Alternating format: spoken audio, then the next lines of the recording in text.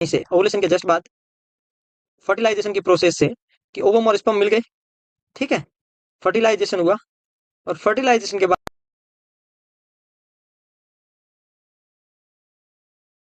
Morula बना, blastocyst बना। अब ब्लास्टोसिस्ट में हमने दो चीजें बताई थी कि एक इसका trophectoderm part, outer part trophectoderm, inner part जिसे एम्ब्रियो बनता है उसको बोलते हैं इनर सेल मास। जिससे एम्ब्रियो बनता है उसको हम इनर सेल मास बोल रहे थे। Trophoectoderm fetal part of the placenta. इससे आगे जाके दो पार्ट बने, आउटर सिनसाइटियोट्रोफोब्लास्ट, इनर साइटियोट्रोफोब्लास्ट। इसके बारे में हम पूरा पढ़ चुके हैं, ठीक है। यस, इसके बारे में पढ़ लेते थोड़ा सा। कितनी लाइन है? 4 लाइन्स। भाई 4 लाइन्स इसके बारे में पढ़ लेते हैं, फिर इम्प्लांटेशन पढ़ेंगे, फिर फर्टिलाइजेशन की पूरी प्रोसेस खत्म हो जाएगी, फिर उसके बाद हम लोग इम्प्लांटेशन के बारे में पढ़ेंगे, ठीक है। चलो, इनर सेल मास के बारे में बता देता हूँ, इससे एम्ब्रियो बनता है। जल्दी से आ जाओ टाइम पे। ये लो भाई, 8वें दिन 8th डे एम्ब्रियोब्लास्ट बाइलैमिनल लेयर में बदल जाता है। कितनी लेयर? बाइलैमिनल लेयर, एक डोर्सल और एक वेंट्रल, डोर्सल और वेंट्रल।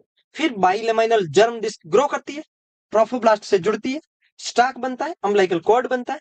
फिर धीरे धीरे 12th डे पे एक्टोडर्मल और साइटोट्रॉफ के बीच में एमनियोटिक कैविटी का डेवलपमेंट होता है। फिर ये यॉर्क सेक जो वेंट्रल और डोर्सल दोनों सरफेस बने थे, ये आगे जाके 14 डे पे ट्राइलेमाइनल लेयर बन जाती है। मतलब याद क्या रखना, 8th डे पे बाइलेमाइनल लेयर, 14 डे पे ट्राइलेमाइनल लेयर।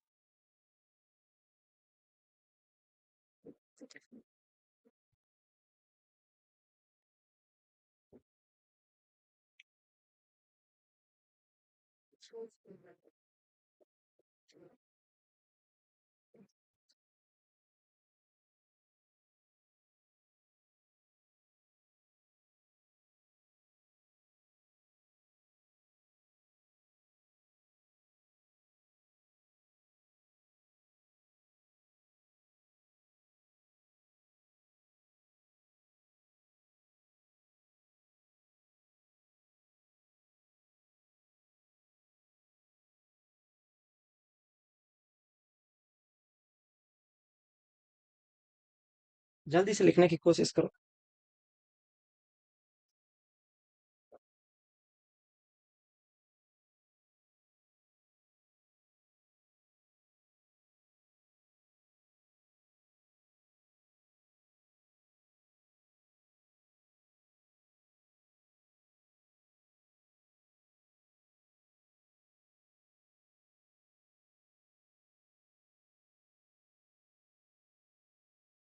हाँ, ये इनर सेल मास की लेयर है।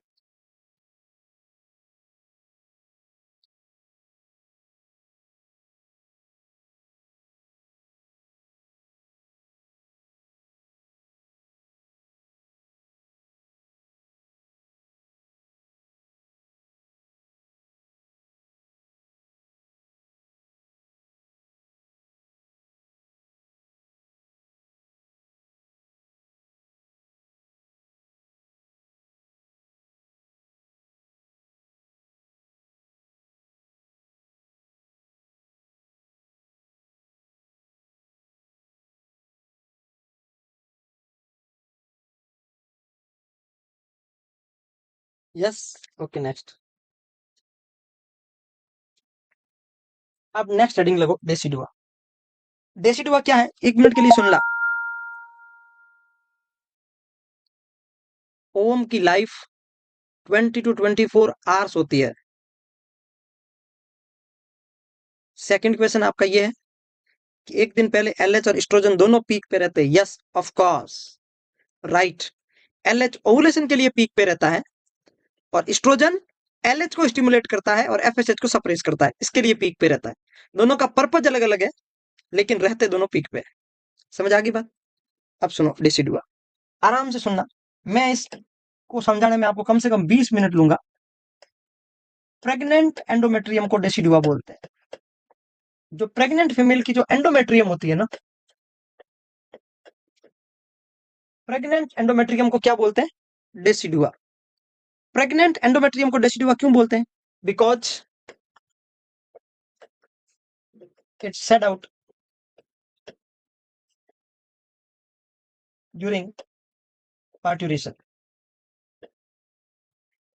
पार्ट्यूरेशन का मतलब परप्यूरियम। परप्यूरियन के टाइम में ये परमानेंट नहीं है, ये डीजेनरेट होगी, ये सेड आउट होगी। इसीलिए इसको जो पार्ट डेसिडुएट होता है, परमानेंट नहीं होता है, डेसिडुएट जो पार्ट होता है उसको हमेशा डेसिडुआ नाम से जानते हैं, है ना?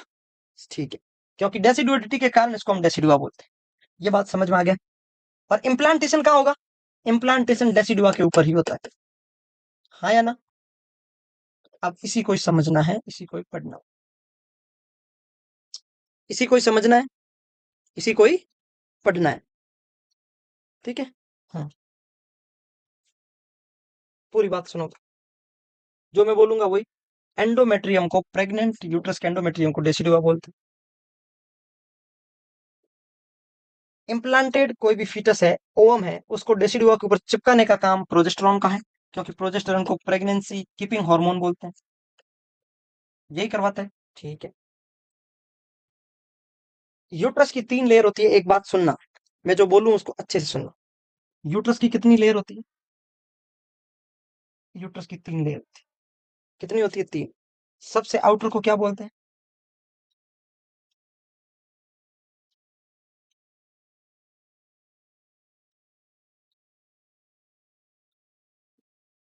सबसे आउटर को पेरीमेट्रियम।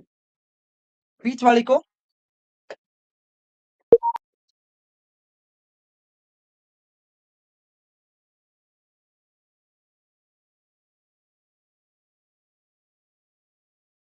मायोमेट्रियम, और मायोमेट्रियम को living ligature of the uterus बोलते हैं। और मायोमेट्रियम के भी मिडिल लेयर को, ये हो गई। अब इसके भी अंदर होती है, उसको बोलते हैं एंडोमेट्रियम। क्या बोलते हैं? एंडोमेट्रियम। सबसे अंदर होती है, इसको क्या बोलते हैं?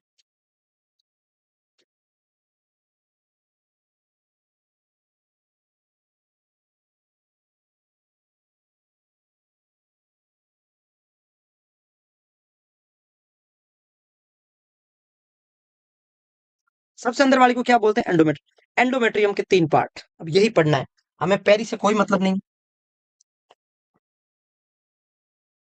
हमें अभी फिलहाल मायो से कोई मतलब नहीं, हमें जो पढ़ना है वो एंडोमेट्रियम पढ़ना है। एंडो के कितने पार्ट? 3। एंडो के कितने पार्ट? 3। चलो, कितने पार्ट लिखो? तो 3। डेसिडुआ मतलब एंडोमेट्रियम के 3 लेयर होती है। सबसे ऊपर होती सुपरफेशियल, बीच में होगी स्पंजी, और सबसे नीचे जिसको बोल देंगे बेसल लेयर। अब सुनो, बेसल, स्पंजी, कॉम्पैक्ट। सुनना मैं क्या बोल रहा हूँ। बेसल मतलब यूट्रस की तरफ, तो सबसे जो नीचे होगी, सबसे नीचे मायोमेट्रियम की तरफ, एंडोमेट्रियम की साइड, सबसे नीचे वाले को बोलते हैं बेसल। ये बेसल। पूरी बात सुनना, कौन सी हुई? बेसल। बेसल कहाँ होती है? यूट्रस के मसल्स की तरफ सबसे नीचे। बीच में कौन? स्पंजी। बीच में कौन? ये लो, एंडोमेट्रियम की स्पंजी।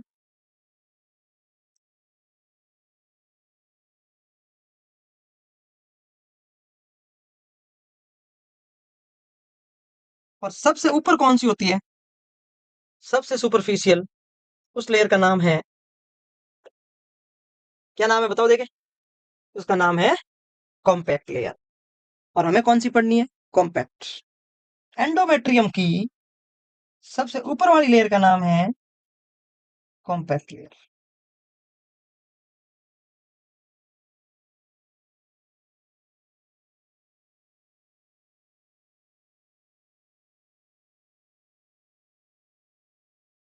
क्या नाम है?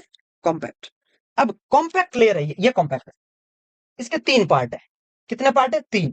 क्योंकि आपको पता है ये क्या है? डेसिडुआ का पार्ट है। कॉम्पैक्ट के कितने पार्ट? 3। मैं वापस समझो, पूरा A to Z समझो। सुनो, यूट्रस के 3 layer, peri, myo, endo. Endo के 3 part, basal, spongy, compact. Compact के 3 पार्ट, कौन कौन सी? डेसिडुआ पैराइटलिस, डेसिडुआ कैप्सुलरिस और डेसिडुआ बेसिलिस। आपको अगर ये समझ में आ गया ना तो आपकी बल्ले बल्ले है, मतलब आपको इम्प्लांटेशन का मतलब समझ में आ जाए।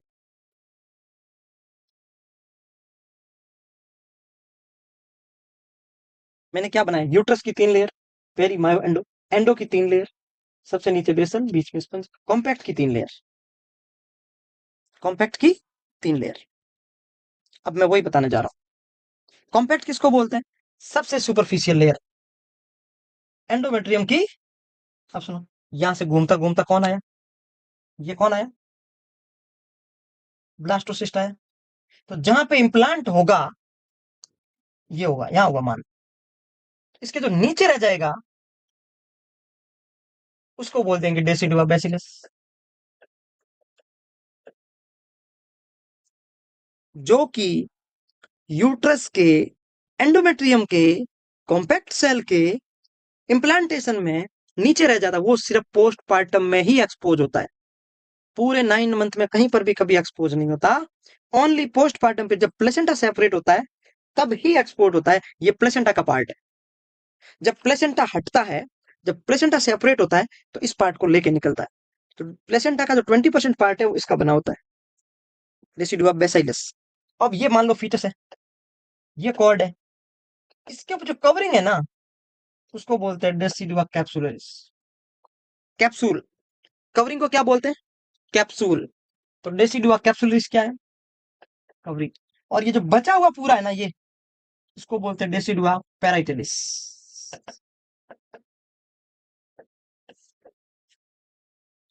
क्या बोलेंगे? पूरा समझ में आया? मैंने बोला तो था मैं 20 मिनट बताऊंगा, लेकिन आप 5 मिनट में ही समझ गए।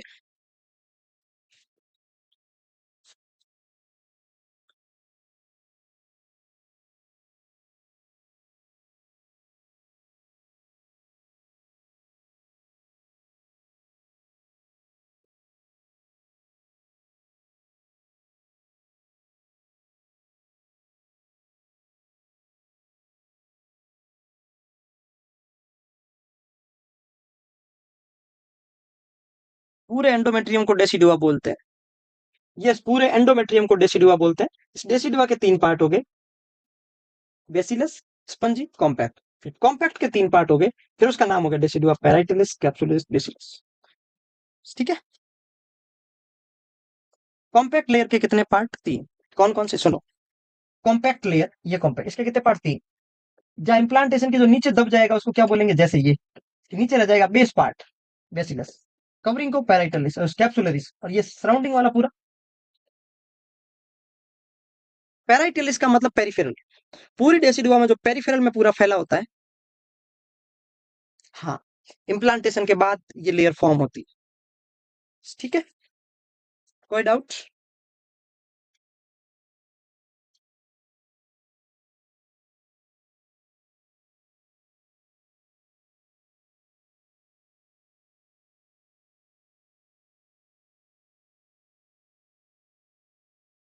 मैं लिखवा दूं क्या? ओके, लिखो।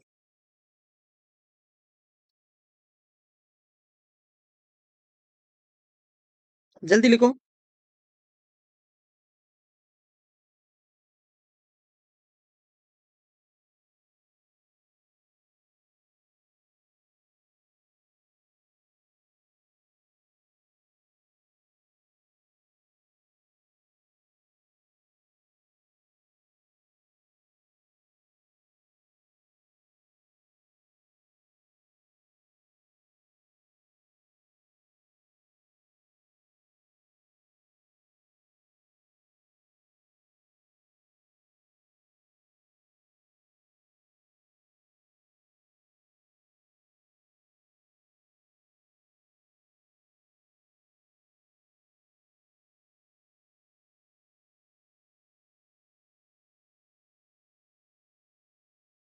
कवर करेगी उसको कैप्सूल। बेवकूफ जैसे सवाल मत करो प्लीज। एक तो पहली बात सुन लो, ऐसे बेवकूफ जैसे क्वेश्चन मत करो। जो बेस में रहेगी उसको बेसिलिस, कवर करेगी उसको कैप्सूल, साइड में रह जाएगी उसको पैराइटलिस। क्लियर है ना? इसमें क्या ही डाउट है? अरे आप टैबलेट लेते हो तो कैप्सूल होता है जिलेटिन का, वो कवर करता है ना, तो कवर करती है उसको कैप्सुलिस, साइड में रहती है उसको पैराइटेलिस, और नीचे रह जाती है उसको बेसिलिस। देखो भाई सबको दिख रहा है, जिसको क्लियर दिख नहीं रहा है वो कुछ दिक्कत है फोन में, है ना। एक आधी स्लाइड छोटी आ जाए ना तो थोड़ा सा पेशेंस रखा करो।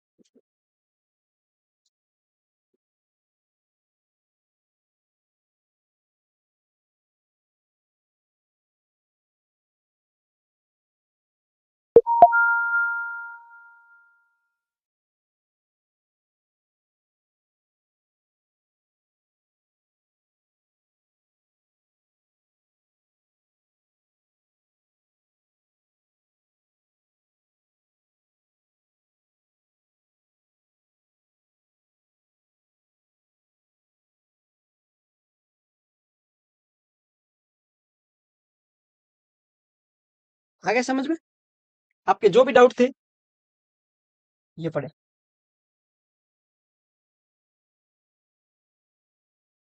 आपके जो भी डाउट थे मिल गए।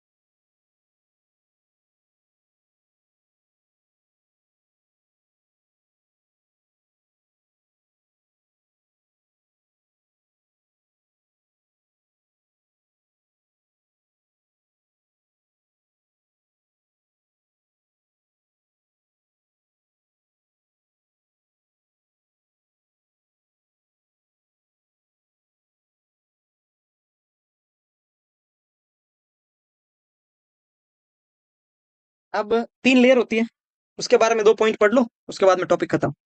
एक एक्टोडर्म, मीजोडर्म, एक एंडोडर्म। इसका एक ही इलाज है, इसको आपको रटना ही पड़ेगा। 4 4 लाइन है, 4 4 वर्ड है, लाइन नहीं, लाइन वर्ड है, रटने पड़ेंगे। एक्टोडर्म से क्या क्या बनता है? एपिडर्मिस। नर्वस सिस्टम कहाँ गया? नर्वस सिस्टम कहाँ गया? याद रखना, दो तो किसी हालत में याद होनी चाहिए, नर्वस सिस्टम और एपिडर्मिस। और ब्रेन में पीनियल और पिट्यूटरी, एड्रिनल कॉर्टेक्स का इनर पार्ट। ये 4 चीजें तो आपको याद रखनी पड़ेगी कि ये एक्टोडर्म से बनती है। मीजोडर्म से कुछ भी याद नहीं रखना, सारे सिस्टम जो भी कनेक्टिव टिश्यू बना रहा है।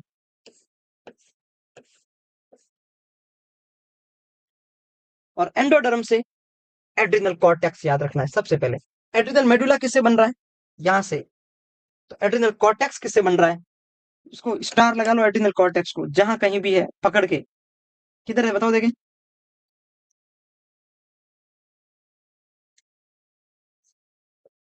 क्वेश्चन आ सकता है हार्ट भी कहां से बनता है, उसका भी आपको याद रखना है। और एंडोडर्म, जो भी सिस्टम होता है, जो भी टिश्यू होता है, उसकी एपिथेलियल अंदर की लाइनिंग होती है ना, वो हमेशा एंडोडर्म की होती है।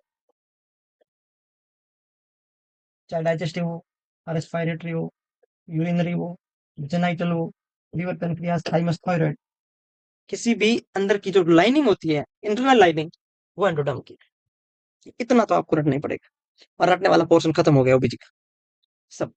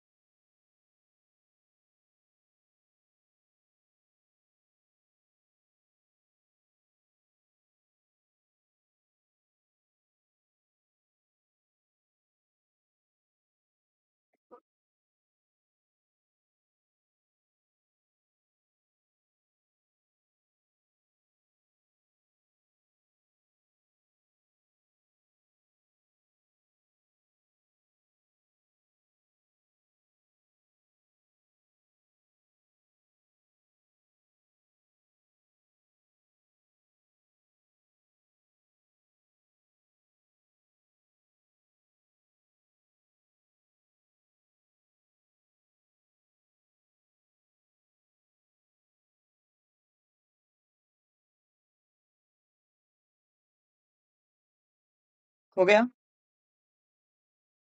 अब नई हेडिंग लगाओ, फीटल सर्कुलेशन। क्या हेडिंग लगाओगे? Fetal circulation.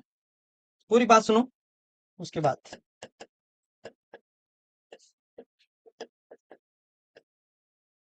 फीटल सर्कुलेशन की हेडिंग लगाने के बाद आप लिखोगे, एक तो होता है फीटल सर्कुलेशन, एक होता है आफ्टर बर्थ। फीटल का मतलब होता है एंटीनेटल सर्कुलेशन, बिफोर बर्थ, और एक होता है आफ्टर बर्थ सर्कुलेशन। इन दोनों में डिफरेंस क्या है? एक होता है आफ्टर बर्थ सर्कुलेशन, क्या डिफरेंस है? ये कोई कुदरत की वजह से ही है, ये गॉड ने बड़े सोच समझ के बनाया है डिफरेंस, ताकि फीटस सर्वाइव कर पाए। फीटल सर्कुलेशन में जो मेन रेस्पिरेटरी यूनिट होती है वो प्लेसेंटा होती है, और इसमें ध्यान रखना, ब्लड को प्यूरिफाई लंग्स करता है। इसमें सेफ सेफरेट ब्लड नहीं चलता, मिक्स्ड ब्लड सर्कुलेशन होता है। इसमें सेफरेट मतलब इम्प्योर अलग चलता है, प्योर अलग चलता है, इसको बोलते हैं सेफरेट ब्लड सर्कुलेशन, अलग अलग चलता है। ये बिफोर बर्थ है, ये आफ्टर बर्थ है। और फीटल सर्कुलेशन में अपन अम्बिलिकल कॉर्ड की बात करें, उसमें दो आर्टरी होती है, एक वेन होती है। और आपको ये अच्छे से पता है कि वेन में ऑक्सीजनेटेड ब्लड होता है और आर्टरी में डीऑक्सीजनेटेड होता है। और आपको यह भी पता है कि वेन एक है और ऑक्सीजनेटेड है, इसका मतलब ये लार्ज होती है, ये दोनों स्मॉल होते हैं। यस, इतना सा पढ़ने के बाद हम फीटल सर्कुलेशन का पूरा निचोड़ निकालेंगे, पूरा ए टू जेड। तो हेडिंग लगाओ फीटल सर्कुलेशन, और फीटल सर्कुलेशन लगा के लिखो फीटल, और या लिखो आफ्टर बर्थ। अडल्ट की जगह क्या लिखो? After birth circulation. After birth में लिखो, इसमें लिखो start from placenta end end at placenta. Prenatal है, ये पोस्ट नेटल है। रेस्पिरेटरी इन प्लेसेंटा है, इसमें लंग्स है। मिक्स्ड ब्लड है, सेपरेट ब्लड है। इसमें मैटरनल प्लेसेंटा, मदर से प्लेसेंटा को ब्लड जाता है। इसमें हार्ट लंग्स बॉडी, हार्ट से लंग्स फिर बॉडी में जाता है। सही है।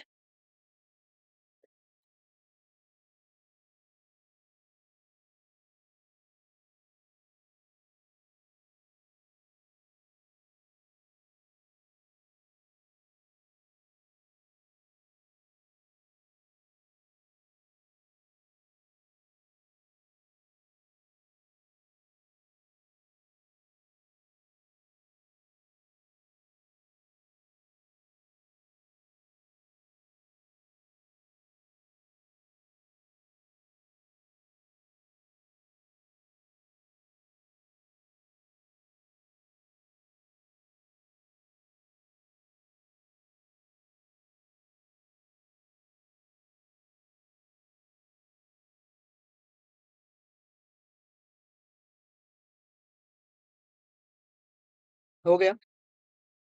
अब नेक्स्ट, फीटल सर्कुलेशन। दो आर्टरी होती है, छोटी होती है, डीऑक्सीजन ब्लड कैरी करती है।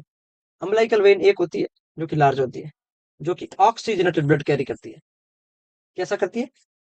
4 महीने से पहले दो अम्बिलिकल वेन होती है, लेकिन राइट अम्बिलिकल वेन डिसअपियर हो जाती है। तो बचती कौन सी है? Left umbilical when. राइट क्या हो गई? चली गई। कब? लगभग एट 16 वीक पे, because close proximity with the organ. Oxygenated blood एक होने की से लार्ज है।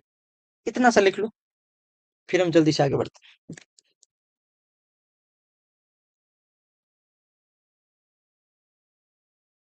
थोड़ा स्पीड से लिखो, है ना?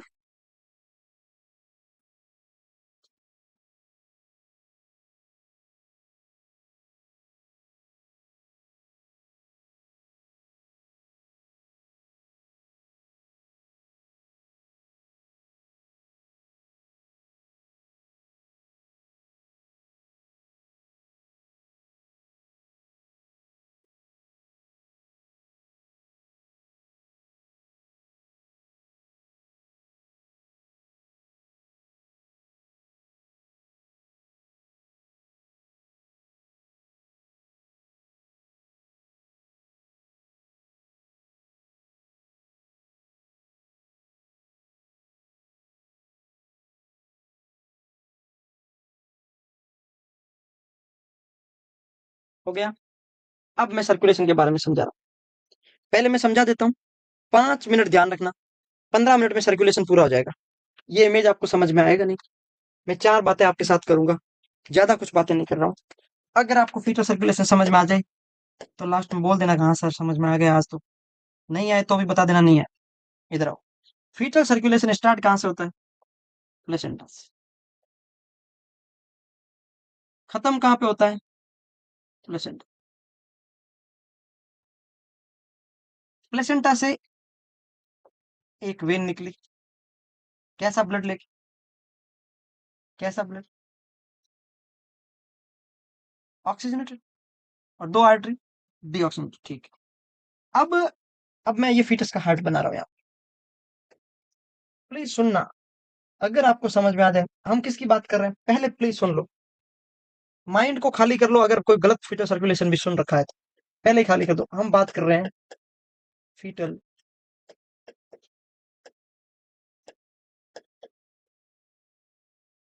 सर्कुलेशन। फीटल का मतलब जन्म से पहले। इधर से क्या आता है? इंफीरियर वेना के। यहाँ क्या होता है फीटस का? ये है डक्टस विनोसस, ये है अम्बलाइकल वेन। क्या है? अम्बलाइकल वेन में कैसा ब्लड होता है? ऑक्सीजनेटेड ब्लड होता है। इसकी एसपीओ2 ज्यादा होता है, प्रेशर कम होता है। क्यों होता है वो प्लेसेंटा के फंक्शन में पड़ेंगे। ये इंफीरियर वेना के बाद इसमें इम्प्योर ब्लड। हार्ट बना लो। ये राइट एट्रियम, ये राइट वेंट्रिकल, ये लेफ्ट एट्रियम, ये लेफ्ट वेंट्रिकल। सही है। ये है राइट एट्रियम, ये है राइट वेंट्रिकल।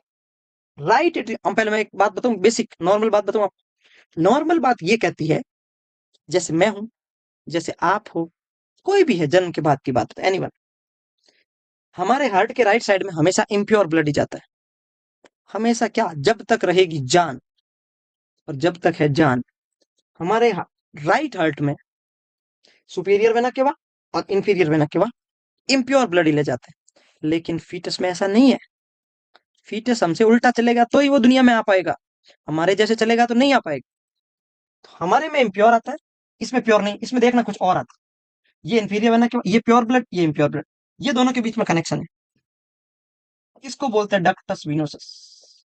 ये प्योर, ये इम्प्योर, ये ब्लड हो गया मिक्स, ये जाएगा राइट हार्ट, और इसको बोलते हैं डक्टस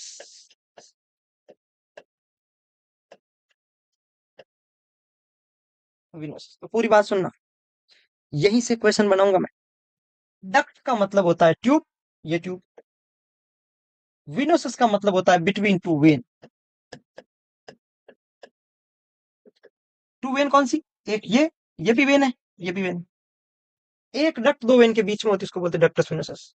अगर ये डक्ट नहीं होती तो ये किस कहां जाता? लीवर में जाता। इसका मतलब ये किसको बाईपास करता है?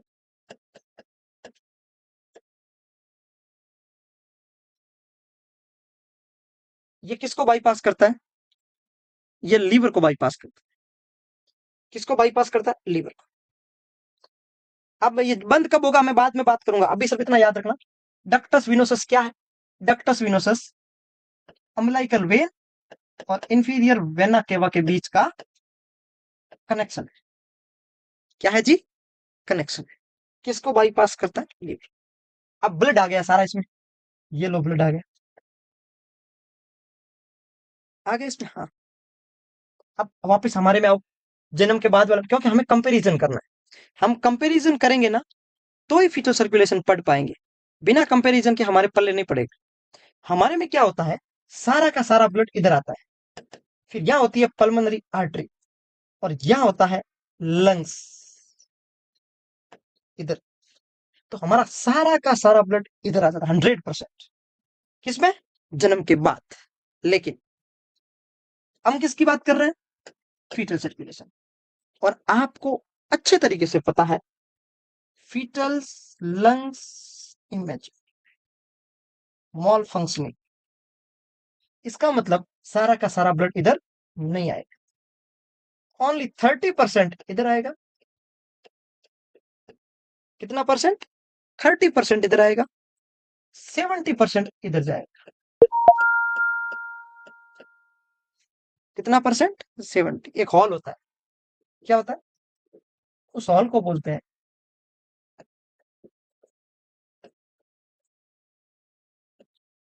Foramen Oval. फोरामेन का मतलब है हॉल, ओवल का मतलब ओवल शेप होगा शायद। अगर ये ब्लड इधर नहीं जाता तो इधर आता, इधर आता तो लंग्स में जाता। इसका मतलब इस हॉल ने क्या किया, लंग्स में आने से रोक दिया। इसका मतलब फोरामेन ओवल किसको बाईपास करता है? लंग्स को बाईपास। ये क्वेश्चन बना दिया मैं। ये लीवर को बाईपास किया, ये लंग्स को बाईपास किया। सुनना, अगर ये ब्लड जैसे हमारे में इधर आता है तो इधर नहीं जाता, इसका मतलब उधर गया, उधर गया तो किसको बाईपास किया? लंग्स। अब 70% ब्लड इधर आया, अब 30% इधर आया, उसको छोड़ो। यहां पर 30% ब्लड पड़ा है, इसको एक बार छोड़ दो, आगे नहीं जा सकता, ये बंद है, क्योंकि लंग्स फंक्शनल ही नहीं है। 30% पल्मोनरी आर्टरी में आ चुका है।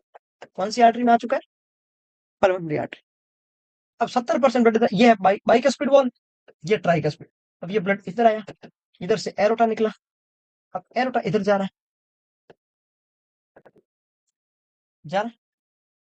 आपको अच्छी तरीके से पता है कि लंग्स फंक्शनल नहीं है, और आपको यह भी पता है कि जिस साइड ऑब्स्ट्रक्शन ज्यादा होता है उस साइड प्रेशर ज्यादा होता है, क्योंकि ऑब्स्ट्रक्शन को ही प्रेशर बोलते हैं। इसका मतलब मीनिंग ये हुआ कि जन्म से पहले, बिफोर बर्थ, हार्ट के राइट साइड प्रेशर ज्यादा होता है as compare to left side. Before birth in fetus life, right side of the heart are more obstructive than the left side. So, right side's pressure is increased than the left side. So, blood is shunting from right side to the left side. Obviously, we know very well, blood flow from high to low is done naturally. From high flow to the less flow. तो आपको पता है कि right side pressure is high, so blood is flow from right to right, left, not left to right. Blood is flow from right to left, obviously, because the right side of heart pressure of the high. Next one, इधर ध्यान। ये कितना percent blood है? How many percentage? 30%। 30।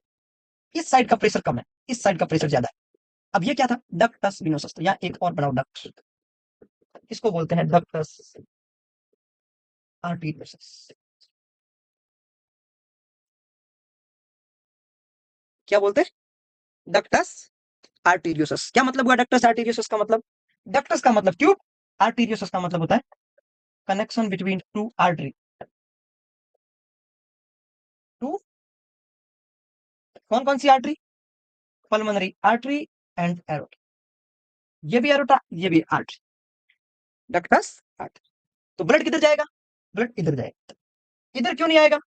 क्योंकि pressure इधर ज्यादा है, तो ये जो 30% ब्लड है ना, इधर आ जाए। यस, क्या समझ में आया?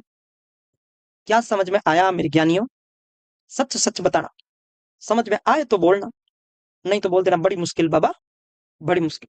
इधर मैंने क्या बोला? 30% ब्लड इधर आ गया। यह है नॉर्मल फीटल सर्कुलेशन। डक्टस आर्टीरियोसस किसको बाईपास करता है?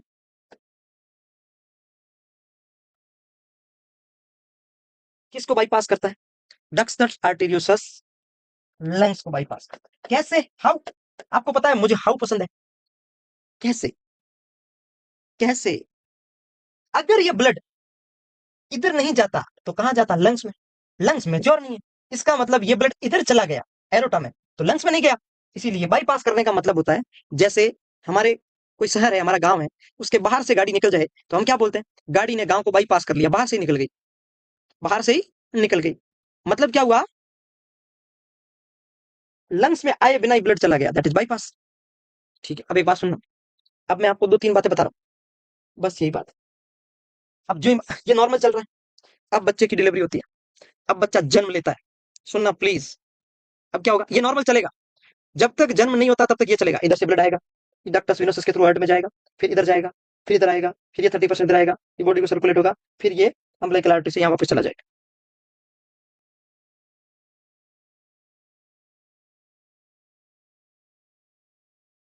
अब ये नॉर्मल चल रहा है, ये फीचर्स। अब बच्चे का डिलीवरी करवाएं, जो ही डिलीवरी हुई, क्या हुआ? जो ही डिलीवरी हुई, बच्चा जोर से रोएगा। तो first act of inspiration, during first act of inspiration, बच्चा जोर से रोता है, excessive crying of the baby, newborn baby, जो ही बच्चा क्राई करता है, लंग्स फंक्शनल, लंग्स एक्सपेंड हो जाते हैं, lungs will expand in the functional mode and in functional mode, lungs expand हो जाते हैं और फंक्शनल मोड में आ जाते हैं। यस, तो जो ही लंग्स फंक्शनल मोड पे आए, इसका मतलब ऑब्स्ट्रक्शन खत्म। ये लो, ऑब्स्ट्रक्शन खत्म, ऑब्स्ट्रक्शन खत्म हो गया, ये ऑब्स्ट्रक्शन खत्म।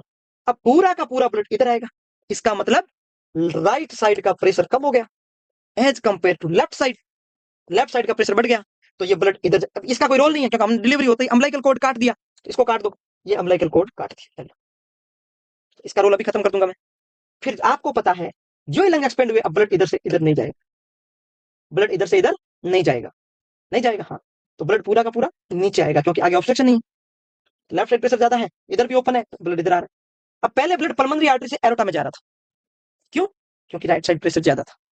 अब ब्लड एरोटा से पल्मोनरी आर्टरी जाएगा, क्यों? क्योंकि लेफ्ट साइड प्रेशर ज्यादा।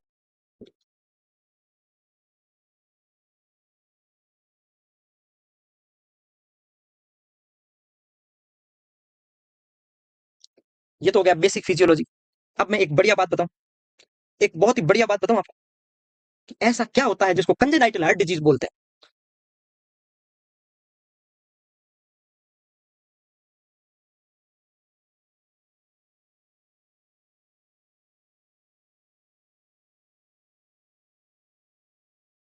ऐसा क्या होता है जिसको हम लोग कंजेनाइटल हार्ट डिजीज बोलते हैं? सुनो, जो ही डिलीवरी हुई, इसको काट दिया। अच्छा एक बात बताओ आप, मैं आपसे एक सवाल पूछता हूँ कि मेरे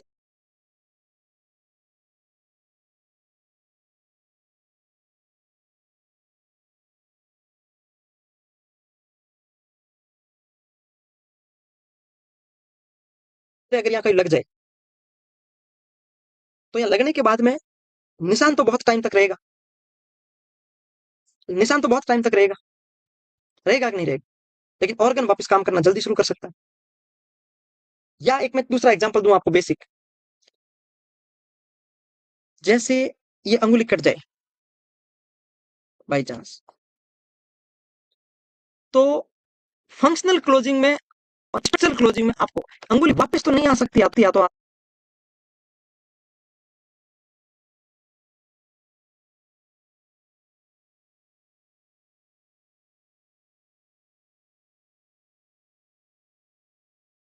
बात, अगर किसी की आ रही है,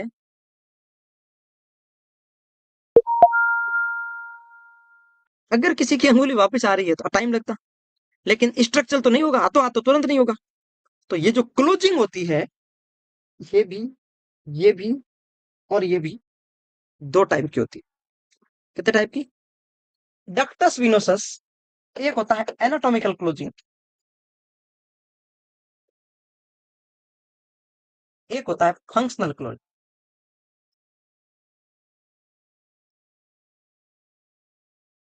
फोरामेन ओवल एक होता है फंक्शनल क्लोजिंग और एक होती है एनाटॉमिकल क्लोजिंग।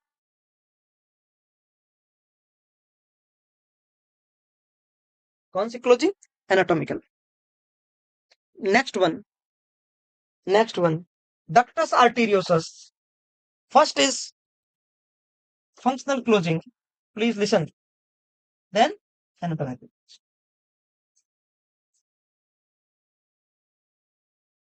आपको इन तीनों का टाइम याद रखना है। सुनो, कोई भी ऑर्गन स्ट्रक्चर बनने में टाइम लगेगा, स्ट्रक्चर बनने में टाइम लगेगा। एनाटॉमिकल क्लोजिंग फोरामेन ओवल के बंद होने में 1 ईयर लगेगा। एनाटॉमिकल स्ट्रक्चरल, टिश्यू के बनने में, स्ट्रक्चर के फॉर्म होने में एटलीस्ट 1 ईयर लगेगा। But functionally inactive foramen oval within 5th minute of the birth, functional closing 5 minutes after birth।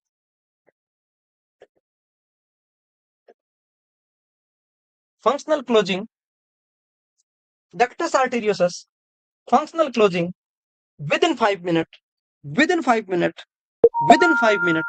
But anatomical closing, ductus venosus, 7 days because umbilical cord degenerate within 5 minutes. Anatomical closing, 1 year, 1 to 3 months.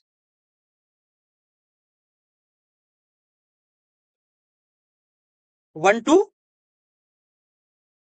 3 months. Anatomical closing 7 days, 1 to 3 months, 1 year. क्या याद हुआ? ये कब cut होगा? जब code नीचे गिर जाएगा स्टम्प। ये धीरे धीरे functional all are within 5 minutes, all duct are close within 5 minutes of birth in any congenital connections. सबसे पहले क्लोज कौन होता है? अगर कोई पूछ ले आपसे तो आपको बोलना है umbilical artery with in 1.5 minutes. Within 1.5 minutes, umbilical artery will close. सबसे first umbilical artery, first to the close.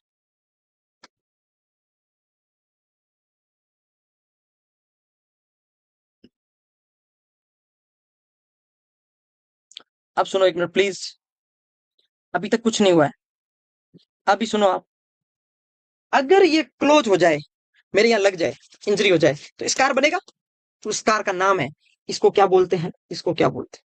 Close होने के बाद में उस remnant, remnant means scar, obliterans, close होने के बाद जो स्कार बनता है, तो फोरामेन ओवल के स्कार को फोसा ओवलिस बोलते हैं।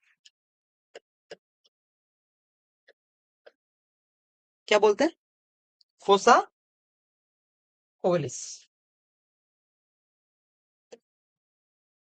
Remnant of foramen ovale is fossa ovalis. It is normal, ये नॉर्मल है। फोरामेन ओवल बंद हो जाता है, इसका जो स्कार होता है, इस स्कार को फोसा ओवलिस बोलते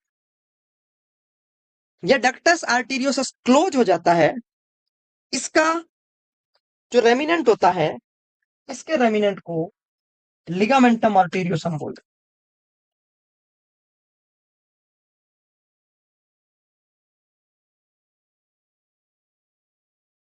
क्या बोलते हैं? लिगामेंटम आर्टीरियोसम।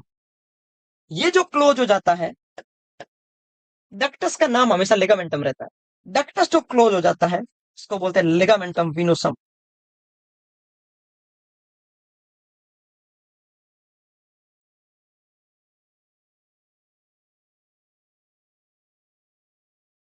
क्या बोलते हैं? लिगामेंटम विनोसम, डक्टस विनोसस के स्कार को रेमिनेंट, रेमिनेंट मींस ऑब्लिटेरेंस, इसके रेमिनेंट को लिगामेंटम विनोसम, इसके रेमिनेंट को फोसा ओवलिस, इसके रेमिनेंट को लिगामेंटम आर्टीरियोसम। यस, अभी और सुनो, अभी पिक्चर बाकी है। ये नॉर्मल था, ये सब कुछ नॉर्मल था। सुनो, अगर ये बंद नहीं हो जाए, अगर ये ओपन रह जाए, तो इसको फोसा ओवलिस ना बोल के एएसडी बोलते हैं, एट्रियोसेप्टल डिफेक्ट। अगर ये जन्म के बाद में बंद हो गया तो बोल देंगे फोसा ओवलिस। वही अगर बंद नहीं हुआ तो उसको बोल देंगे आर्टेरियल। मैं पूरा रिपीट करूंगा और बढ़िया सा बना के दिखाऊंगा सब, बहुत अच्छे से, डोंट वरी, मस्त रहो आप। पहले मैंने आपको इमेज बनाई है, अब मैं रिटर्न में लिखवाऊंगा, घबराओ मत। फोरामेन ओवल बंद हो जाए तो फोसा ओवलिस, बंद नहीं हुआ तो इसका नाम बदल दो ASD.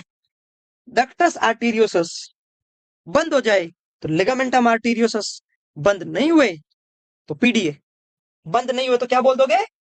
Patent ductus arteriosus. Ductus arteriosus के आगे क्या लगा दो? पी लगा दो। पी का means, what the meaning of P? P means open, open is a disease. Ductus arteriosus is normal before birth, but PDA is abnormal after birth. PDA is a disorder, DA is a physiology. PDA is a disorder because PDA means after birth, patent ductus arteriosus, and ductus arteriosus is normal physiological process phenomena in the great vessels between pulmonary artery and the aorta. Connection between pulmonary artery and the aorta, and blood shunting from the right side of the heart from the pulmonary artery to the left side of the heart in the aorta, because of the right side of the heart in the pressure is high, so blood flow through the right to the left, obviously. And after birth, the baby act of respirations. When the first act of respiration is called inspirations, during the inspiration baby is crying excessively and the lungs will be expand. Whenever the lungs will expand, the left side of the pressure will increase and the right side of the pressure will decrease because of no obstructions. And whenever the left side of pressure will increase, the blood flow from to the vertical, not horizontal, right to the right, left to the left, and the pulmonary artery and aorta connection from the aorta to the artery. That's it, simple. ये इतना समझ में आ गया? सब बताऊंगा मैं, अभी blood saturation की बात नहीं कर रहा मिस्टर केसर, प्लीज पेशेंस रखो। इतना समझ में आया सबके? इतना समझ में आया तो लिख लो, फिर मैं बताता हूँ।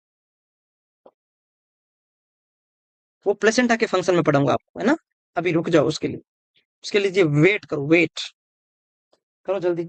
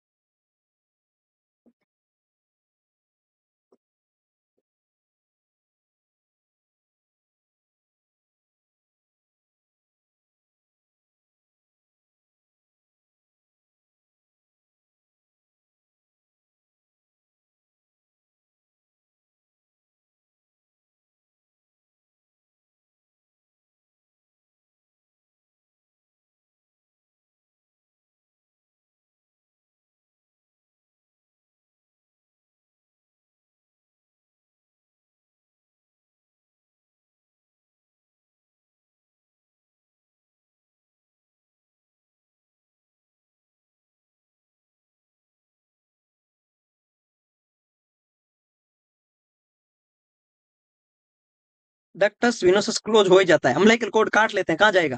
ये तो हार्ट के अंदर है, स्ट्रक्चर है, ये तो डक्टस विनोसस तो कैसे रहेगा ओपन? ये स्टंप है, इसको काट लिया, अब ओपन हो बंद ही रहेगा, गिर जाएगा नीचे, क्लोज होना पड़ेगा इसको, तो ये नहीं हो सकता, ये हार्ट के अंदर है ना बेबी के। श्वेता सचिन प्लीज सुनो, सुनो इधर ध्यान दो। ये हो सकता है क्लोज नहीं हो, ये हो सकता है क्लोज नहीं हो, इसको तो होना ही पड़ेंगे। उसको पीडीए नहीं बोलेंगे ना, पीडीए कैसे बोलेंगे उसको? आर्टेरियोसस का मतलब होता है बिटवीन टू आर्टरी, तो ये तो दो आर्टरी है ना, इसको ए कैसे बोलेंगे? ये तो वी है। जब तक क्लोज नहीं होता इसको बोलते हैं पीडीवी, पेटेंट डक्टस विनोसस। ए कैसे बोल सकते हैं बेवकूफ?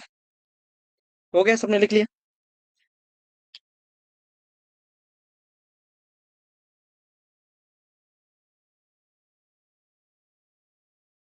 लिख लिया सबने? कोई डाउट? No doubt. आगे बढ़ू, अब मैं आपको समझा देता हूं, मिटा दूं?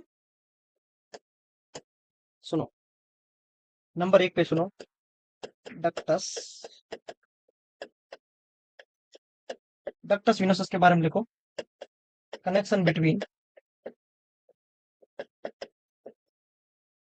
इंफीरियर वेना केवा and umbilical way, inferior vena केवा एंड अम्बिलिकल वे।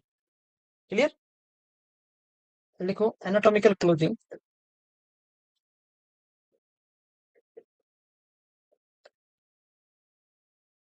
टाइम लगेगा। फंक्शनल तो हाथों हाथ, बच्चा रोया, लंग्स स्टार्ट हुआ काम करना, तुरंत होगी फंक्शनल क्लोजिंग। फंक्शनल का मतलब फिजियोलॉजिकल, विद इन 5 मिनट्स।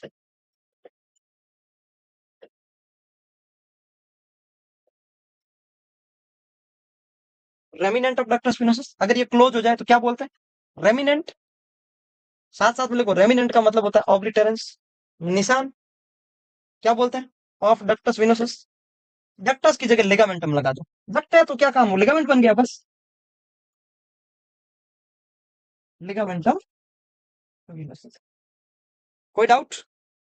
एक नंबर फिनिश, नंबर लगाओ दो। और लोग इसमें लिखो, बाईपास किसको करता है? लीवर को।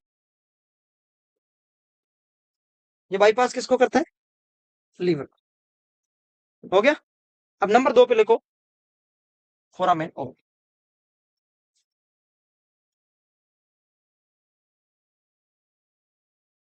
नंबर दो पे लिखो जल्दी से, फोरामेन ओवल।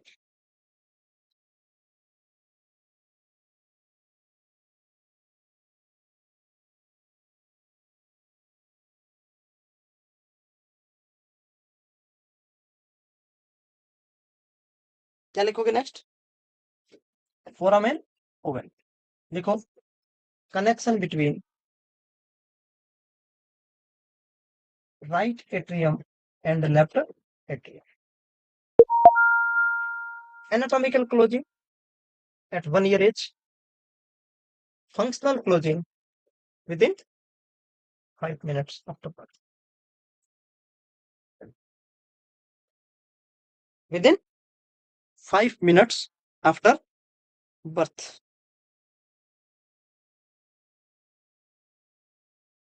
ठीक है। किसको बाईपास करता है? क्योंकि ये ब्लड अगर राइट से लेफ्ट में नहीं जाता तो कहां जाता? लंग्स में जाता। इसका मतलब सच में किसको बाईपास किया? लंग्स। अगर ये फोरामेन ओवल बंद हो जाए तो रेमिनेंट का मतलब क्या बोलते हैं? Remnant. Remnant of foramen ovale is fossa ovalis. Fossa ovalis. If foramen oval is not closed,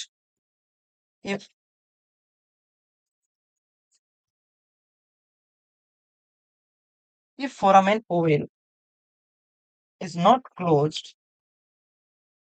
is called, अगर by chance foramen Oval close नहीं हो, उसको बोलते हैं डिसऑर्डर है, उसको बोलते हैं एट्रियल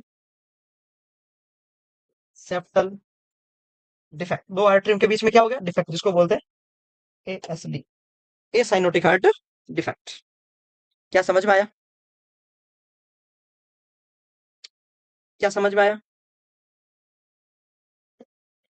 हाँ या ना? आर्टिकल सेल डिफेक्ट 3 टाइप के होते हैं, प्राइमम, सेकंडम, वेनस। सेकंडम मोस्ट कॉमन होता है, उसमें हम नहीं जा रहे, वो आप पीडियाट्रिक में पढ़ोगे। ठीक है।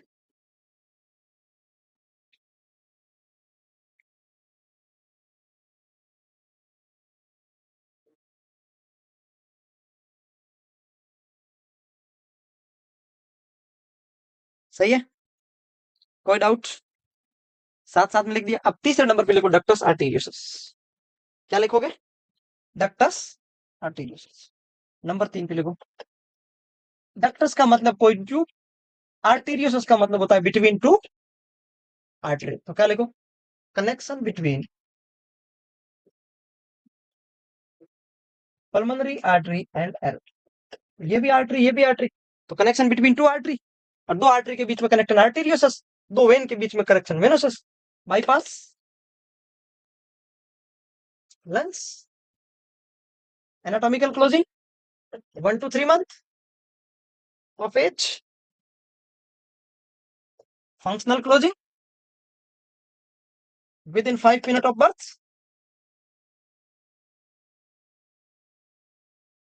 Within 5 minutes after birth.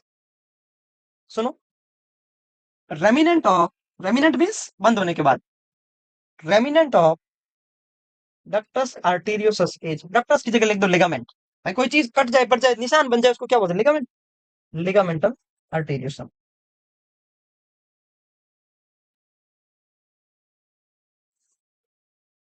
Ligament if, ये डिसऑर्डर है, डिसऑर्डर लिखो। If ductus arteriosus is not close after birth, तो क्या हो गया? ये एक डिसऑर्डर हो गया, उसको बोलते हैं patent ductus arteriosus, PDA.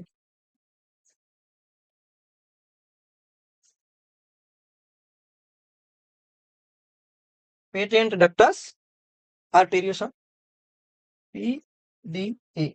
Acyanotic congenital heart defect. ASD भी ए साइनोटिक था, ये भी है। क्यों ए साइनोटिक है? जब भी ब्लड लेफ्ट से राइट जाएगा वो ए साइनोटिक होगा। प्योर ब्लड इम्प्योर में मिल जाए, प्योर को कोई फर्क नहीं पड़ता, इम्प्योर प्योर में मिल जाए, एक मछली सारा समंदर गंदा कर देती है। घर में अपन 10 एप्पल लेके आए, उसमें से 3 एप्पल गंदे हैं, तो हम अगर बाहर फेंक दोगे तो 7 एप्पल खराब नहीं होंगे। लेकिन अगर घर में 5 एप्पल पड़े हैं, हमने 3 सड़े हुए एप्पल उसमें डाल दिए, तो सारे एप्पल गंदे हो जाएंगे। तो अगर हमारे प्योर ब्लड में इम्प्योर ब्लड आता है तो नुकसान है। प्योर ब्लड दूर चला जाए डजेंट मैटर। हाँ, थकान होगी, हार्ट फेलियर के साइन आएंगे, जब हम एक्सरसाइज करेंगे थक जाएंगे, इजीली फटीग होगा, बट साइनोसिस नहीं होगा बाबू। साइनोसिस कभी नहीं होगा। जब जब ब्लड लेफ्ट से राइट जाएगा साइनोसिस नहीं होगा, किसमें? बुक्स में। पेशेंट को क्लिनिकली हो सकता है, doesn't matter, I don't know.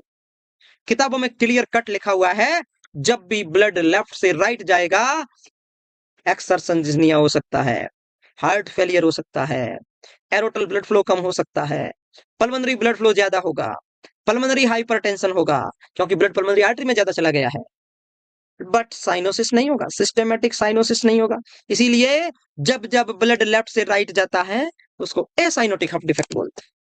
Yes. चलो, मैंने 3 लिखवा दी, 2 और लिख लो।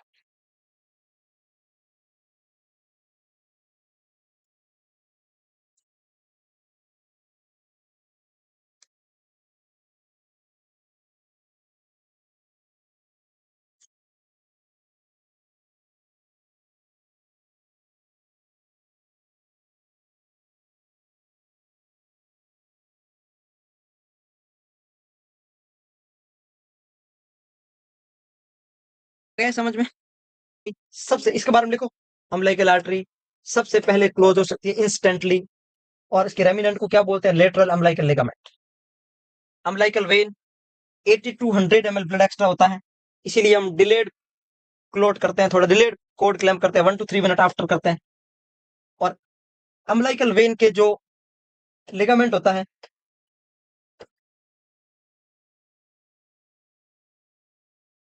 ये पढ़ चुके हैं, ये पढ़ चुके हैं, ये पढ़ चुके, आप ये 2 ऊपर वाले 2 लिख लो, ये लिखने की जरूरत नहीं है।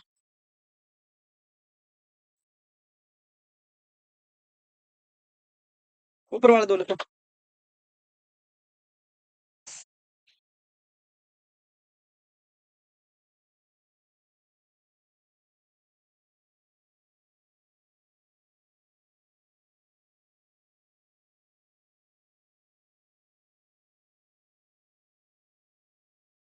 हो गया? अब फीटस का कार्डियक आउटपुट।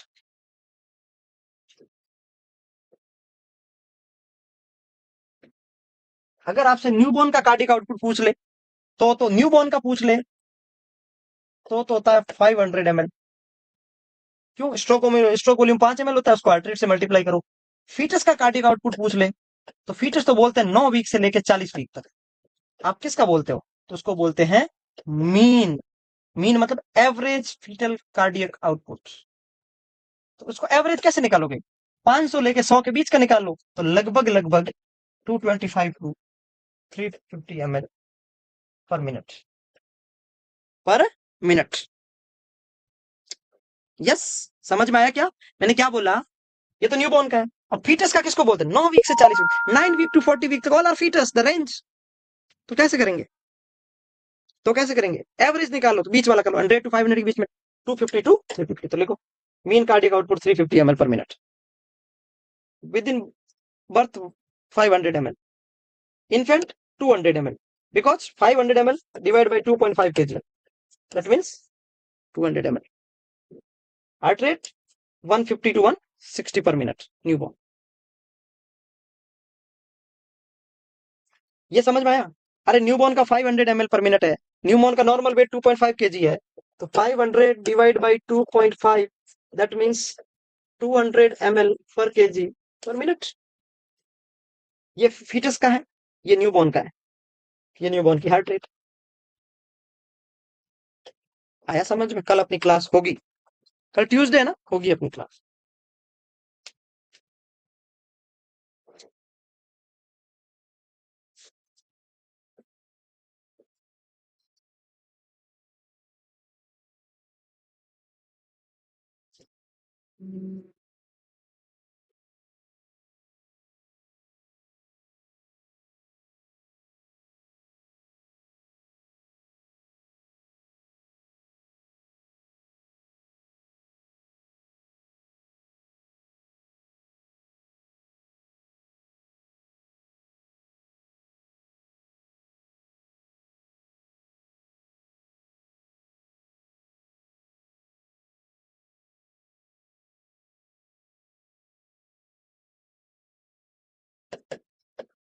अब है ना, समझाने का कुछ नहीं है, बस आपको लिखना है 1 वीक से लेके 40 वीक तक फीटस कैसा कैसा होता है, इसको लिखना है, ठीक है? और आपको मैं पहले ही बता दूं, 8 वीक से पहले पहले ऑर्गेनोजेनेसिस हो जाता है। ऑर्गेनोजेनेसिस का मतलब होता है embryological development. Every organ system present, जो भी सिस्टम बनना है, जो भी ऑर्गन बनना है, 8 वीक से पहले पहले बन जाता है। इसीलिए इसीलिए इसीलिए बोलते हैं कि पहले ट्राइमेस्टर में, स्पेशली प्रेगनेंसी प्लान करते टाइम भी, कोई टेराटोजेनिक ड्रग नहीं लेनी है। इवन फॉलिक एसिड खा लेना है, फर्स्ट ट्राइमेस्टर में नहीं, प्रेगनेंसी प्लान करने से पहले खा लेना है। क्यों? क्योंकि आपको पता चलेगा कि प्रेगनेंसी हुई, तब तक तो निकल हो जाएंगे 5 7 8 वीक, तब तक तो अम्बिलिकल को ये न्यूरल ट्यूब बन जाएगा, स्पाइनल कॉर्ड बन जाएगा। क्लेफ्ट लिप हुआ, ट्रेकियोसेफेगल फिस्टुला हुआ, कोई भी प्रॉब्लम हुई, 8 वीक से पहले की होती है, बाद में की नहीं होती। हर एक ऑर्गन जो बनना है वो 8 वीक से पहले बनता है। इसीलिए organogenesis, the period of the embryological development, is completed in the 8 week of the pregnancy. That's it. 1 week में ब्लास्टोसाइस्ट, 2 से 3 वीक में 2 mm का होता है। लंग्स बर्ड्स अपीयर होते हैं, ब्लड सर्कुलेशन स्टार्ट होता है 3 वीक, हार्ट एक ट्यूबुलर होता है, धड़कना स्टार्ट कर देता है, ब्रेन और स्पाइनल कोड बनना शुरू होते हैं। लिखो फटाक से, लिखो जल्दी लिखो। आज ये टॉपिक खत्म कर देंगे, कल से हम प्लेसेंटा स्टार्ट करेंगे, है ना। कोशिश करेंगे कि एक ही क्लास में प्लेसेंटा पूरी कर दें, एक क्लास में अम्लाइकल कोड कम्युनिटी फ्लूइड, फिर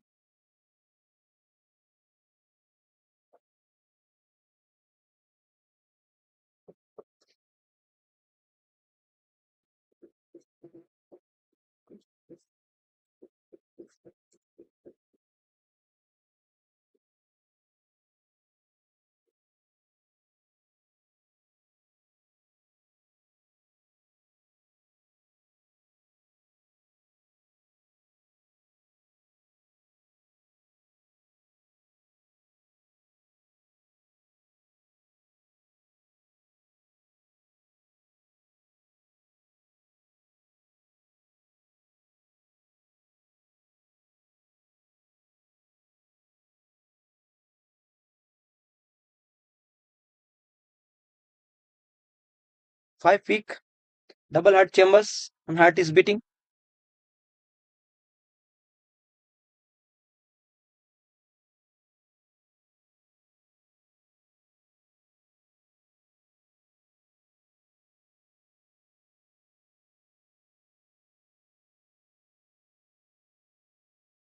हो गया, लिखो जल्दी फटाफट। अब इसमें जहां समझाना होगा, मैंने आपको क्लास स्टार्ट करी थी ओबीजी तब भी बोला, जहां समझाना होगा मैं एक लाइन को 10 मिनट समझाऊंगा, और जहां कुछ भी नहीं समझाना होगा वहां बस कुछ भी नहीं।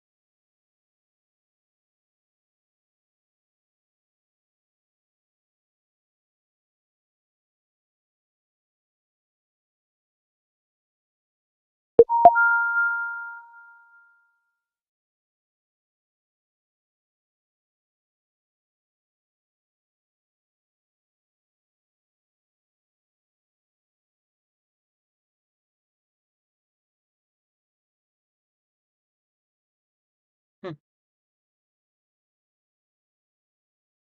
12 वीक पे आपको 4 बातें याद रखनी है। 12 वीक पे थायरॉक्सिन का सीक्रेशन बहुत अच्छे से स्टार्ट हो जाता है।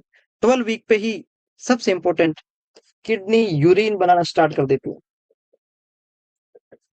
और एमनियोटिक फ्लूइड में मेजर कंपोनेंट यूरिन ही है। मतलब एमनियोटिक फ्लूइड में सबसे ज्यादा बनता किससे? यूरिन से ही तो बनता है।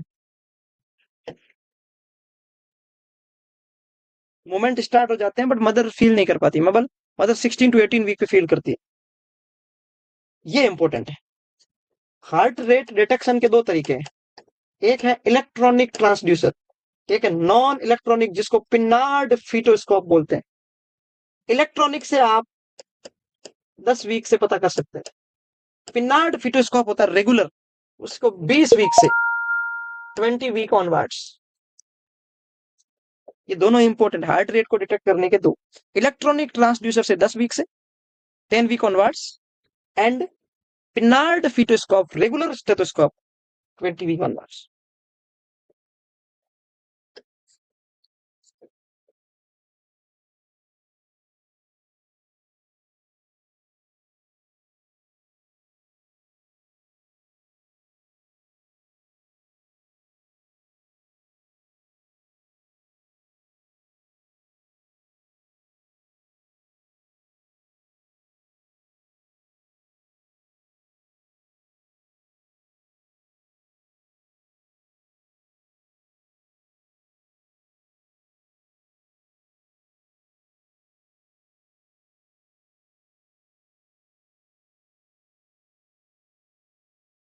जेंडर पता करना है तो आप 12 वीक्स पे ही पता कर पाते, उससे पहले पता नहीं कर सकते।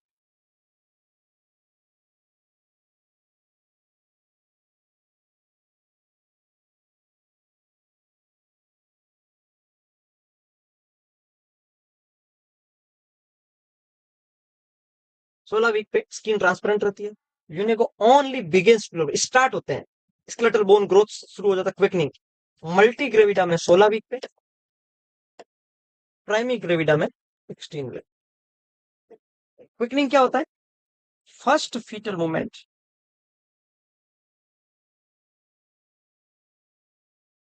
Felt by mother self, felt by pregnant self.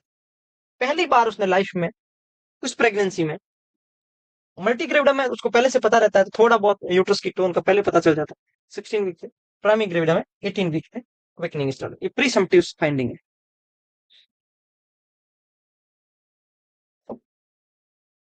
लिख दिया। लेन्यू को क्या होता है?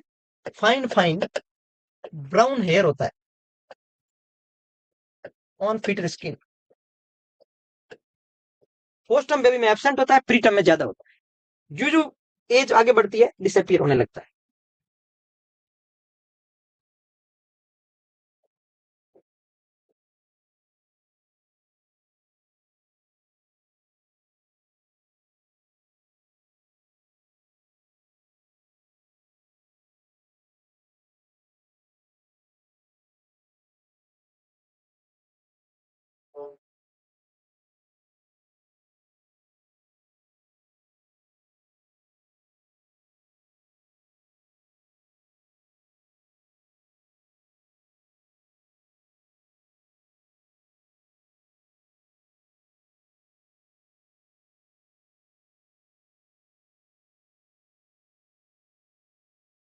यूनिको पूरी बॉडी को कवर कर लेता है।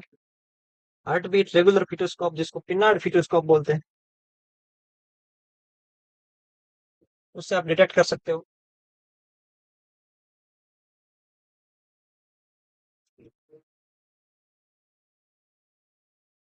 लिखने की स्पीड रखो।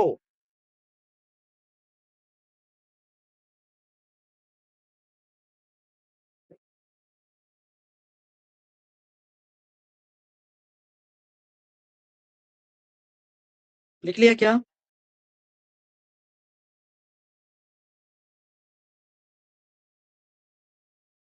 24 वीक रिफ्लेक्स ग्रास्प थोड़ा बहुत स्टार्ट हो जाता है।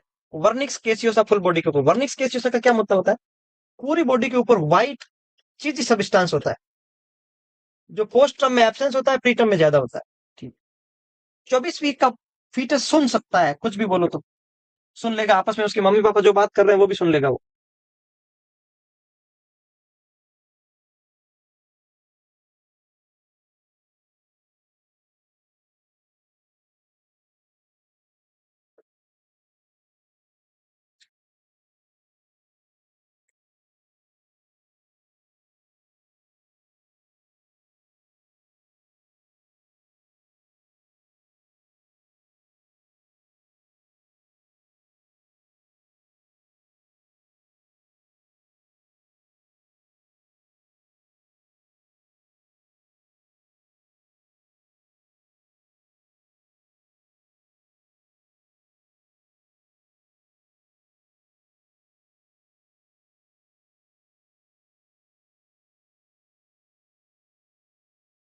28 वीक पे अगर डिलीवर हो जाए तो बेबी सर्वाइव कर सकता है, पहला ये बात। दूसरा, सर्फेक्टेंट बनना शुरू होता है, मतलब 1:1 हो जाता है, लेसिथिन स्पिंगोमाइलिन रेशियो 1:1। लंग्स पूरी तरीके से डेवलप नहीं होते, आईलिड्स ओपन हो सकती है, क्लोज होने लगती है, लेसिथिन का फॉर्मेशन स्टार्ट होता है, और अगर बच्चा बाई चांस जन्म लेता है तो सर्वाइव कर सकता है, जरूरी नहीं है करे 1:1 रेशियो रहता है। जो 32 वीक पे जाएगा, ये जो एल एस रेशियो है 1.2:1 हो जाएगा, और 36 वीक पे 2:1 होता है, और 2:1 को बोलते हैं लंग्स मैच्योर। लेसिथिन स्पिंगोमाइलिन रेशियो 2:1 का मतलब क्या होता है? Lungs mature.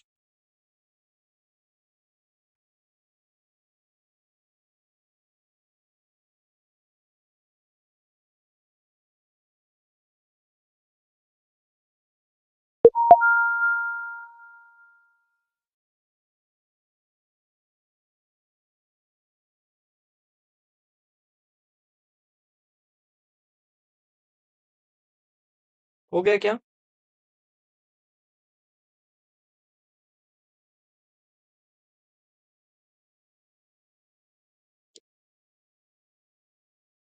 फिर बोलेंगे हमें लिखने नहीं दिया, दिक्कत कोई कम है क्या?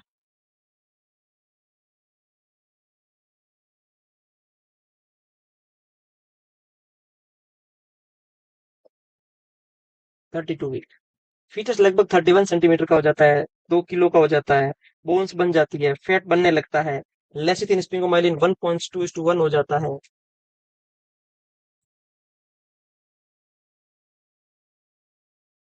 जिस दिन लेसिथिन स्पिंगोमाइलिन का डबल हो जाता है, ये क्या होता है, दोनों फॉस्फोलिपिड होते हैं, जो निमोसाइट टाइप 2 सेल से बनते हैं। आरडीएस में आप पढ़ते हो, हाइलिन मेम्ब्रेन डिजीज में आप पढ़ोगे कि लंग्स की निमोसाइट टाइप 2 सेल होती है, वो सर्फेक्टेंट बनाती है। लेसिथिन और स्प्रिंगोमाइलिन जो फॉस्फोलिपिड होते हैं, ये सरफेस एरिया को बढ़ाते हैं, सरफेस टेंशन को कम करते हैं, सेल्यूलाइ को कोलैप्स होने से बचाते हैं। जब बेबी जन्म लेता है, 36 वीक के बाद में 37वीक का बेबी जन्म लेता है, उसका लंग्स मैच्योर रहता है, उसमें आरडीएस होने के चांसेस मिनिमाइज रहते हैं। जितना बेबी प्री मैच्योर होगा उसके लंग्स नॉन फंक्शनल होंगे, मॉल फंक्शनल होंगे। इसका मतलब लेसिथिन स्प्रिंगोमाइलिन नहीं बना है, और नहीं बना इसका मतलब gas exchange, airway exchange, CO2 retention, ये सारी प्रॉब्लम देखने को मिलेगी।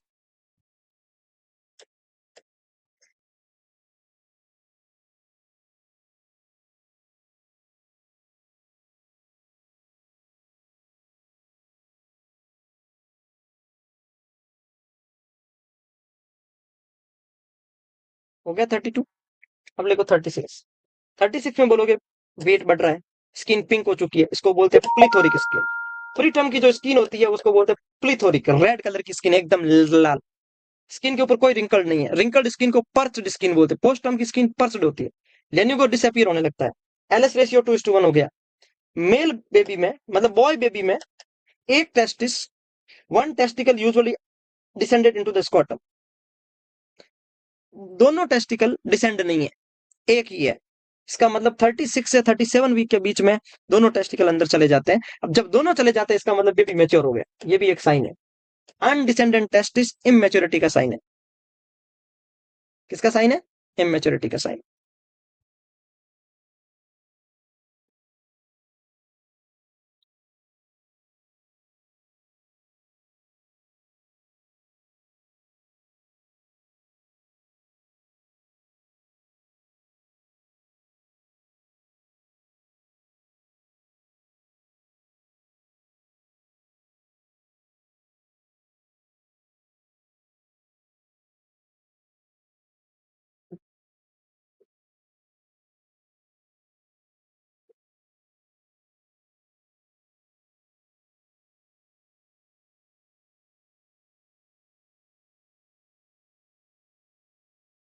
40 वीक, लगभग 40 वीक पे 40 से 50 सेंटीमीटर हो जाता है, वजन बहुत अच्छा हो जाता है, स्किन पिंक होने लगती है, लेनिको प्रेजेंट ओनली अपर आर्म, पूरी बॉडी पे नहीं रहता है, केसियोसा डिक्रीज होने लगता है, फिंगर नेल बढ़ने लगते हैं, प्लांटर क्रीजेस पूरे हील पे आ जाती है, टेस्टिस बोथ स्कॉटम में आ जाते हैं, और गर्ल बेबी में लेबिया मेजोरा क्लाइटोरिस को कवर कर लेती है। इसका मतलब clitoris non prominent. Clitoris prominent का मतलब बेबी इमेच्योर है, उल्टा याद रखना है। क्लाइटोरिस, जैसे ये क्लाइटोरिस ये प्रोमिनेंट है, इसका मतलब लेबिया मेजोरा की ग्रो नहीं हुई है, और ये क्लाइटोरिस नॉन प्रोमिनेंट, इसका मतलब लेबिया मेजोरा की ग्रो हो गई, तो क्लाइटोरिस कंप्रेस हो गया, दब गया है। क्लाइटोरिस नॉन प्रोमिनेंट मैच्योरिटी का साइन है, क्लाइटोरिस प्रोमिनेंट इमेच्योरिटी का साइन है। लेबिया मेजोरा आउटर लिप है, ये दोनों कवर कर लेगा। तो लेबिया मेजोरा अगर कवर कर लेगा तो क्लाइटोरिस नॉन प्रोमिनेंट हो गया। बस सिंपल फंडा।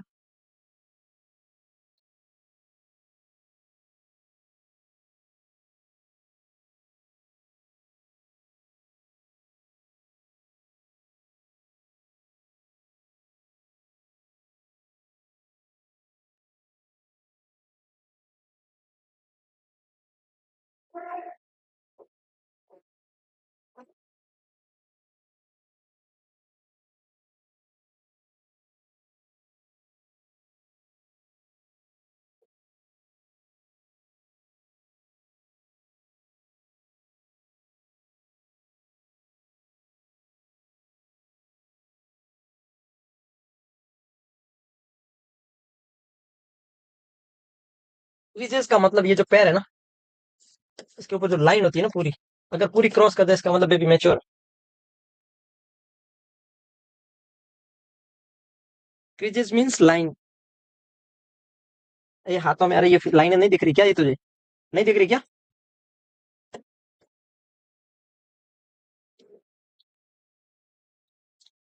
अब ये हेड है, ये पूरी बॉडी है।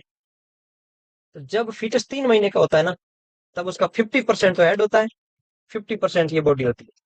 जब वो 5 महीने का हो जाता है ना, तब ये रहता है 1/3, ये रहता है 2/3। जब जन्म लेने वाला होता है ना, जब हेड रहता है ओनली 1/4 मतलब 25%, और ये रहता है 75% मतलब 3/4। कहने का मतलब, बच्चा जब फीटस 3 महीने का होता है तो ये आधा रहता है, ये पार्ट आधा और ये पार्ट हाफ। जो ही धीरे धीरे फीटस आगे बढ़ता है, तो इस पार्ट की तो ज्यादा ग्रोथ नहीं होती पहले, इसका पहले, फिर इसके बाद में इस पार्ट की ज्यादा ग्रोथ होती है। स्टार्टिंग में सबसे पहले हेड की ग्रोथ होती है, उसके बाद में, इसीलिए तो बोलते हैं सिफेलो कॉडल डेवलपमेंट। सिफेलो मतलब हेड, कॉडल मतलब पैर।